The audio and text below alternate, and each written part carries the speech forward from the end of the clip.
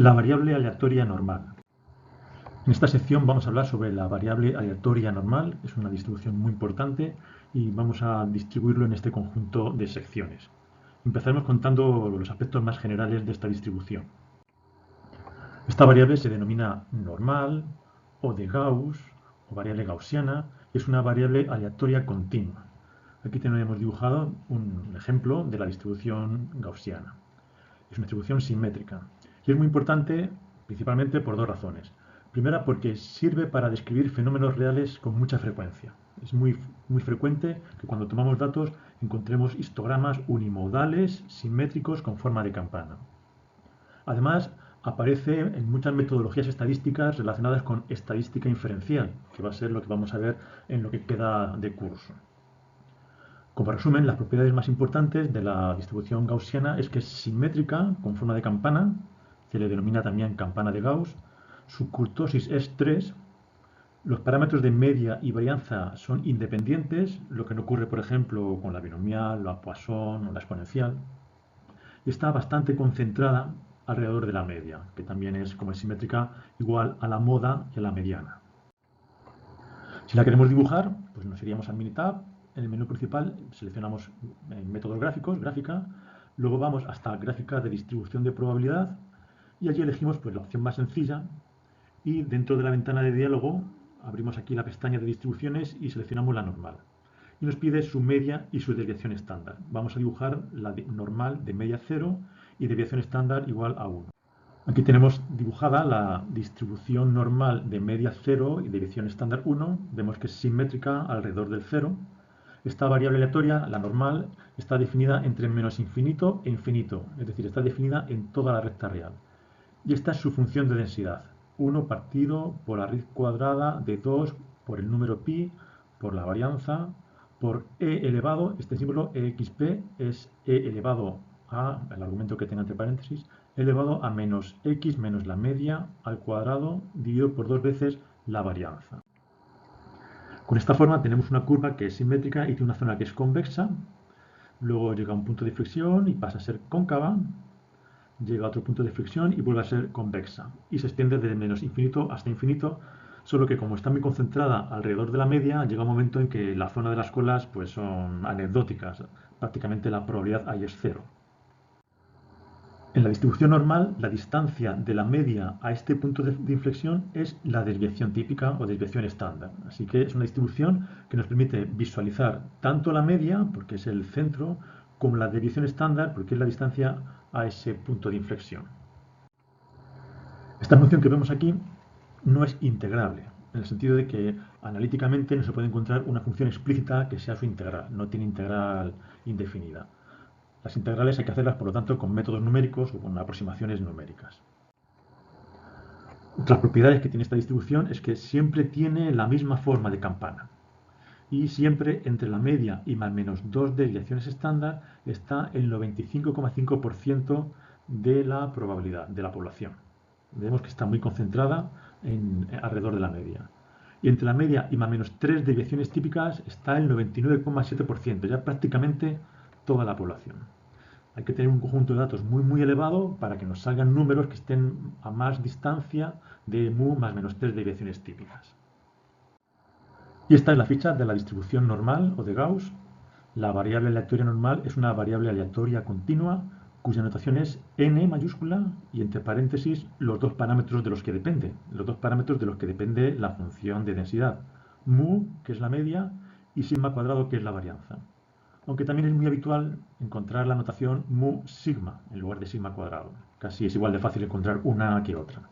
Nosotros en este curso vamos preferentemente a usar la notación mu sigma cuadrado.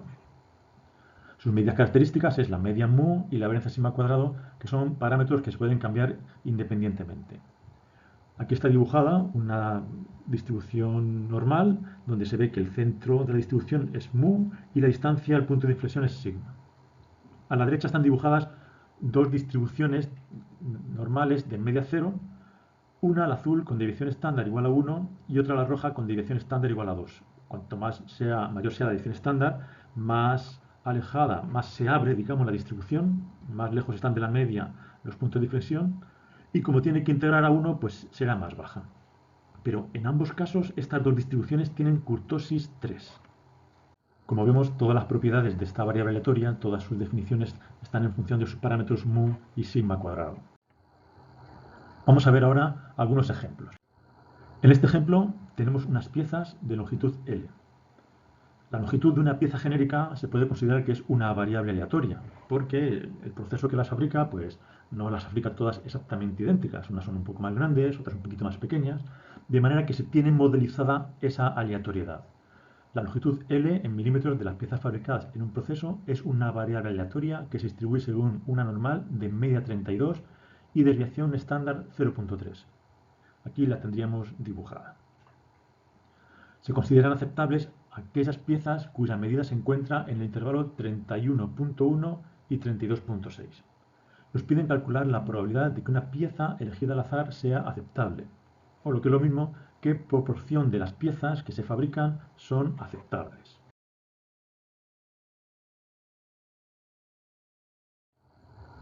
Una pieza aceptable es aquella cuya longitud está entre 31.1 y 32.6 y la proporción de piezas aceptables, o la probabilidad de que una pieza seleccionada al azar sea aceptable, es el área bajo la función de densidad entre estos dos valores, 31.1 y 32.6, más o menos el área que está bajo esta curva azul entre estas dos marcas rojas.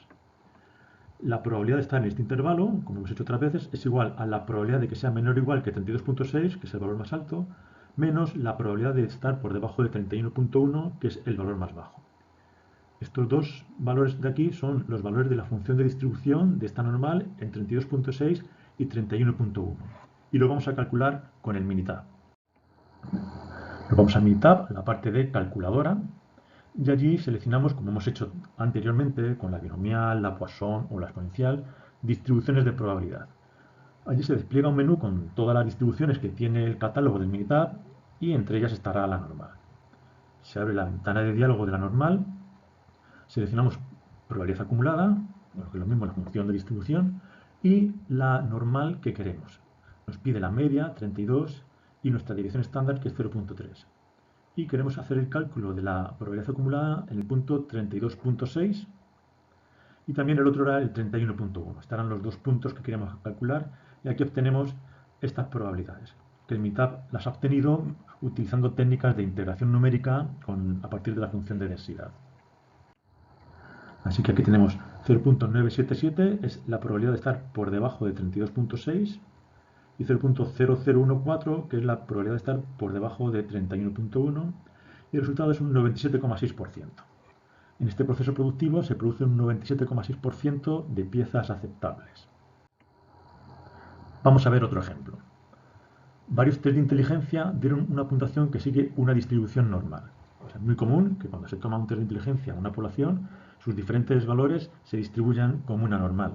También las dimensiones del cuerpo, las longitudes de artículos, como el ejemplo anterior, de procesos que están equilibrados.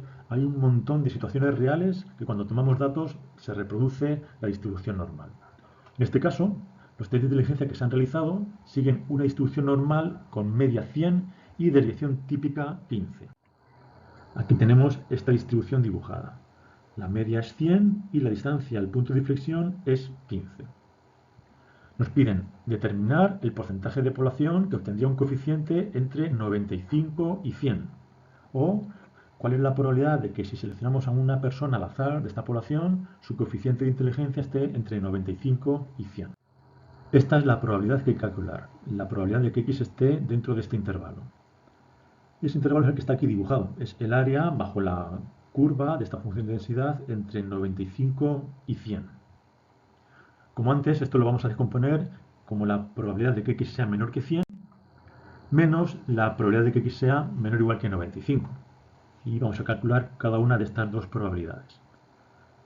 Para la primera de ellas es muy sencillo, no necesitamos ir al Minitab ni a ningún otro método de cálculo, porque 100 es justo la media. Y la probabilidad de que en una distribución simétrica estemos por debajo del valor medio, pues es el 50%. Así que este primer punto de aquí es 0.5. Esta primera probabilidad es el 50%, que es fácil deducirlo por la simetría que tiene. Para la segunda sí que hay que hacer un cálculo y lo vamos a realizar con el Minitab.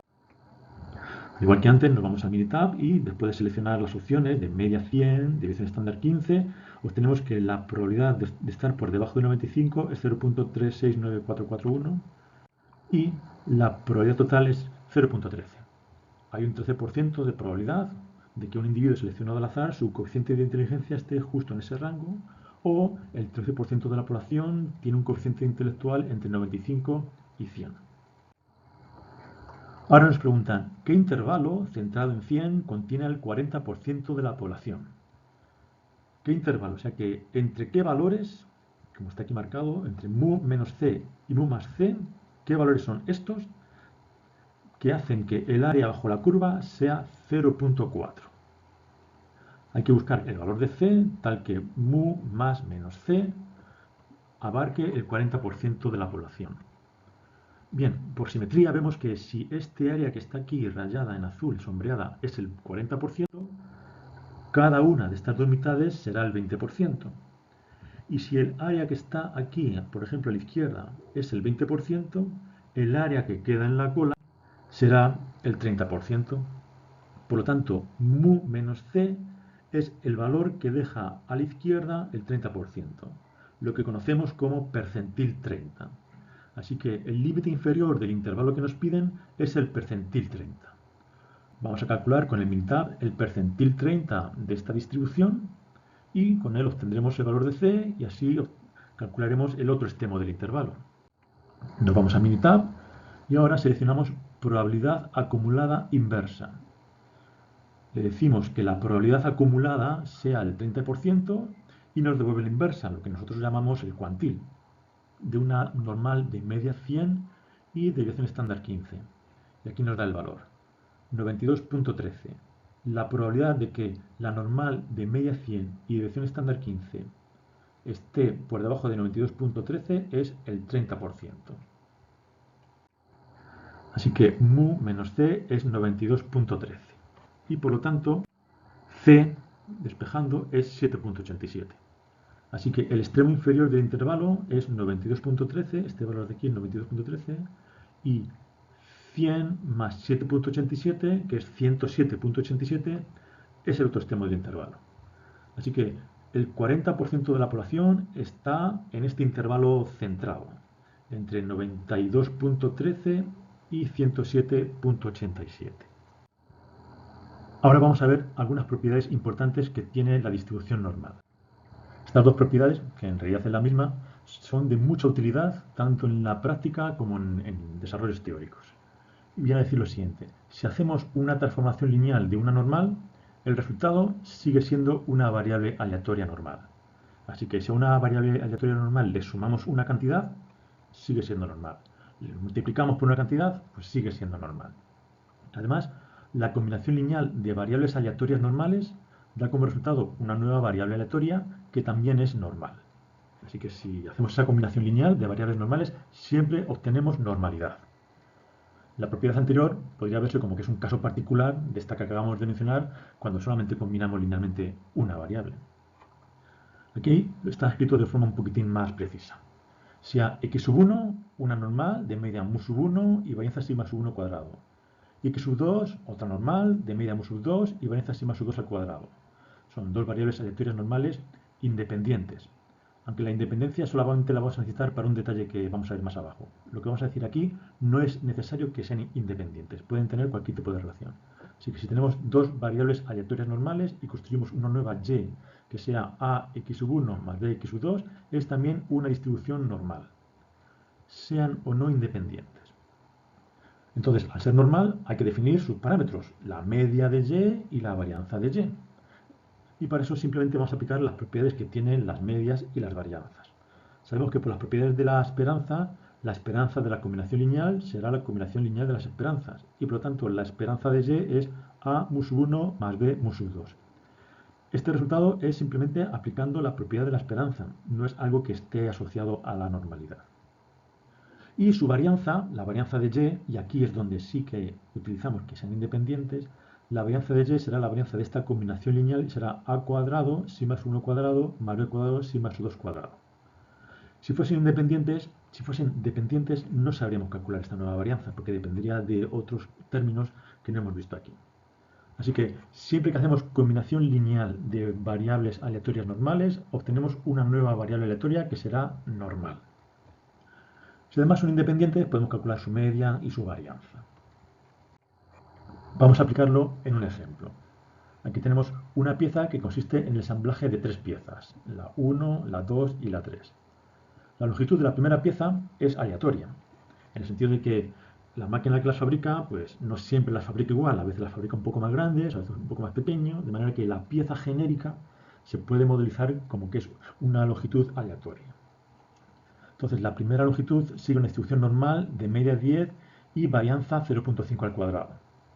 Lo mismo con la segunda pieza, su longitud se puede modelizar como una variable aleatoria normal de media 12 y desviación estándar 0.8. Y la tercera pieza, su distribución sigue una normal de media 9 y desviación estándar 0.3. Y las ensamblamos. Como las tres longitudes son aleatorias, la pieza final pues tendrá una longitud que una vez será más grande, otra vez es más pequeña y se puede modelizar según el resultado que hemos visto ahora como una normal.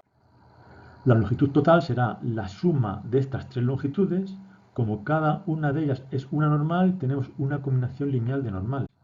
Y por lo tanto, combinación lineal de variables normales me va a dar una distribución normal. Para terminar de definir esta longitud total, tengo que encontrar cuál es la media y cuál es la varianza. Y para eso voy a utilizar lo que ya conocemos sobre el cálculo de medias y varianzas de combinaciones lineales de variables, que es aplicable tanto si las variables son normales como si son de cualquier otra distribución. Por una parte tenemos que la esperanza de la variable aleatoria L sub t será la esperanza de la suma, que será la suma de las esperanzas, y será 12 más 10 más 9 igual a 31. La longitud total es una variable aleatoria normal de media 31. Para la varianza tenemos que la varianza de la longitud total es la varianza de estas tres longitudes. Como son independientes, gracias a que son independientes, la varianza de esta suma será la suma de las varianzas. Si no fuesen independientes, si hubiese algún tipo de relación entre ellas, esto no se cumpliría. En nuestro caso, que sí que se cumple, tenemos que la varianza de L1 es 0.5 al cuadrado, de L2 0.8 al cuadrado, de L3 0.3 al cuadrado, así que la varianza de LT es 0.98. Y su dirección estándar 0.9899. Ya tenemos totalmente definida esta variable aleatoria y ya podemos calcular cualquier probabilidad. Concretamente, queremos calcular la probabilidad de que la longitud total sea mayor que 32. Nos vamos al Minitab y seleccionamos la normal de una distribución de media 31 y desviación estándar 0.9899 y calculamos la probabilidad acumulada hasta el valor 32 y nos dice el Minitab que es 0.8438. Por lo tanto, la probabilidad de que L sub t sea mayor que 32 será 1 menos que sea menor o igual que 32, y esto es lo que nos proporciona el Minitab, y el resultado final es 0.1562. El 15,6% de las piezas ensambladas mide más de 32 centímetros. Vamos ahora a hablar sobre la normal estándar, también denotada con la letra Z o también normal 0,1. A la normal que tiene media 0 y dirección estándar 1 se le denomina normal estándar. Es muy importante en estadística y tiene su propia letra, Z. Así que en esta asignatura, cuando hablemos de la variable aleatoria Z, si no decimos nada en contra, nos estamos refiriendo a la normal de media 0 y desviación típica 1. Esta normal es muy importante por muchas razones. Primero, porque cualquier problema de probabilidad de una variable aleatoria con cualquier media y cualquier varianza se puede resolver buscando su formulación equivalente en términos de esta normal 0,1. A este procedimiento, pasar de un problema en X a un problema en la Z, se le denomina estandarización. ¿Por qué es importante o por qué es interesante la estandarización? Porque me permite resolver probabilidades usando tablas, si es que no disponemos de un método de integración numérica como Minitab. Si tengo Minitab, por ejemplo, o algo similar, pues esta ventaja que se apunta aquí pues ya pierde interés. Pero también tiene interés porque la estandarización se utiliza en muchos métodos estadísticos, de estadística inferencial, que vamos a ver en los próximos temas. Así que va a tener un papel muy predominante la normal 0,1 y por eso es interesante familiarizarnos con el uso de este tipo de normal. ¿En qué se basa esta transformación, esta estandarización? Pues bien, estandarizar o tipificar cualquier variable aleatoria, no solamente aplicada a una normal, esto que vamos a hacer ahora es cierto para cualquier familia de distribuciones. Estandarizar o tipificar una variable aleatoria consiste en restarle su media y dividirla por su desviación estándar sigma. Así que yo cojo x, le resto su media y lo divido por su desviación estándar y lo que estoy haciendo es estandarizar la x. A esto se le denomina z, o también muchas veces en inglés z-score. Y es fácil demostrar, con lo que hemos visto hasta ahora, que independientemente de cómo sea x, si es una normal, o una exponencial, o una binomial, z va a tener media 0 y varianza 1. Aquí está el desarrollo, que es muy simple. La esperanza de z, ¿qué es? La esperanza de x menos mu partido por sigma. Sigma es una constante que sale fuera y me queda aquí la esperanza de x menos mu. La esperanza de x es mu, así que me queda que tiene media 0. Al haber restado mu, da igual por qué divida, z tiene media 0. Sobre su varianza, la varianza de x menos mu partido por sigma, sigma sale fuera al cuadrado y me queda la varianza de x menos mu. El restar mu no va a cambiar la varianza, así que tengo la varianza de x dividido por sigma cuadrado, que es igual a 1.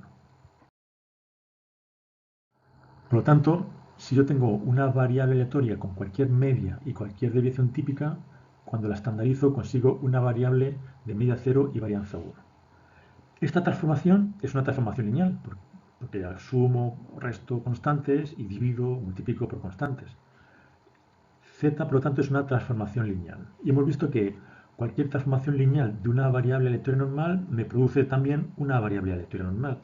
Así que cuando la estandarización la hago sobre una variable aleatoria normal, consigo una normal 0, 1. Y aquí es donde está el interés de esta transformación, que no cambia el modelo de probabilidad, cambian simplemente sus parámetros. Como resumen, yo puedo transformar valores de una normal cualquiera a valores equivalentes de la normal 0,1 mediante la estandarización. Esta estandarización tiene un doble interés. Por una parte me permite calcular probabilidades usando las tablas de la normal 0,1, las tablas de la z, que está expresado en la sección 4.5. Si bien, como les he dicho antes, si uno usa un software como Minitab, pues esta ventaja pues desaparece, no tiene interés. Y también tiene mucho interés porque esta estandarización forma parte de los fundamentos matemáticos que se van a utilizar en estadística inferencial en los próximos temas. Como decíamos, si tenemos una herramienta como Minitab, calcular las probabilidades de x transformándola previamente en z, pues sería un camino innecesario, porque ya lo resolvemos en x. No obstante, en las próximas diapositivas vamos a ver un ejemplo de cálculo de probabilidades transformando la x en z para entender mejor cómo funciona y familiarizarnos en esta metodología que la vamos a ver en mayor o menor grado hasta que acabe el curso. Bien, vamos a ver cómo se calculan probabilidades utilizando la normal estándar. Como habíamos dicho, mediante la estandarización podemos calcular probabilidades y también percentiles, que sería lo inverso, de cualquier normal, de cualquier media y cualquier varianza a partir de las tablas de la distribución de la z, de la normal estándar, media 0, varianza 1. Para ello tenemos que transformar la probabilidad que deseamos calcular en términos de x en otras equivalentes en términos de z, y se hace de la siguiente manera. Yo empiezo con mi problema de probabilidad. Yo quiero calcular la probabilidad de que mi variable aleatoria x esté entre a y b.